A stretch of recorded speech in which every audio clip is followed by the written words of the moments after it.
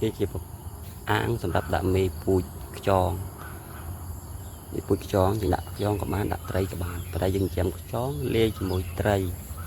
ប៉ុន្តែខ្យងយើងលាយជាមួយប្រភេទត្រីកធួដូចជាត្រីកធួត្រីក្រាញ់ត្រីខ្ទឹងត្រីឆ្លូញបានហាមត្រីទក់ត្រីរស់ត្រីដែងដាក់លេឈ្នះបានហើយមុននឹងយើងចិញ្ចឹមយើងត្រៀមចំណីវាមុនស្រេចចឹងឃើញទេវាមានចកអាសាឡាវាមានចកតូចហើយយើងមានរៀបចំប្រភេទដូចជាបឹងខ្លាច់ហើយយើងវះមើលទឹកវាហើយមុននឹងដាក់វាពូជឬក៏ដាក់ត្រីចិញ្ចឹមវាវះអាពេលហាវាអាខ្លាំងវាហើយវះហើយវាអាចដាក់បានយើងដាក់វាអាចដាក់បានយើងកែទឹកវាទឹកនេះខ្ញុំកែរួចអស់ហើយកែឲ្យទៅជាប្រភេទទឹកបឹងវារៀងខៀវកម៉ៅថ្លាហើយវាដុះប្លង់តង់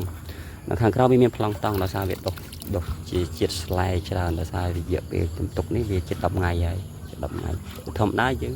ដាក់វាទុករយៈពេលប្រហែលជា7ថ្ងៃទៅ10ថ្ងៃយើងអាចប្រើប្រាស់បានយើងអាចដាក់សត្វចិញ្ចឹមចូលបាន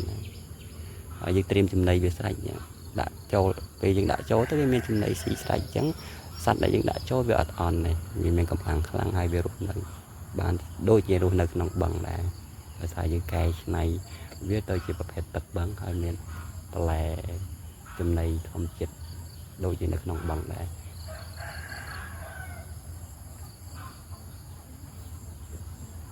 ហើយកន្លែងនេះយើងធ្វើ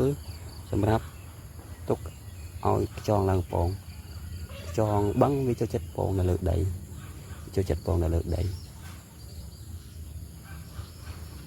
លើដីវាពងនិយាយទៅវាឲ្យទៅលើដីវាតិចវាឡើងមកពងវាអត់ពងលើតង់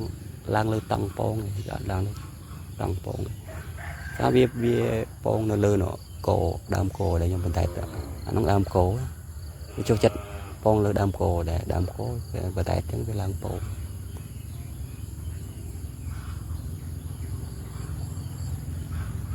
នេះខ្ញុំតែដាក់មេពូជទេប្រហែលជា2-3ថ្ងៃទៅបានដាក់មេពូជហើយខ្ញុំដាក់ត្រីក្រាញ់ទីក្រោមព្រោះត្រីក្រាញ់យើងដាក់បានប្រភេទត្រីក្រាញ់ត្រីកធរ1ការ៉េយើងដាក់បាន20ទៅ30ក្បាលបើខ្យងក្នុង1ការ៉េយើងដាក់បានកន្លះគីឡូ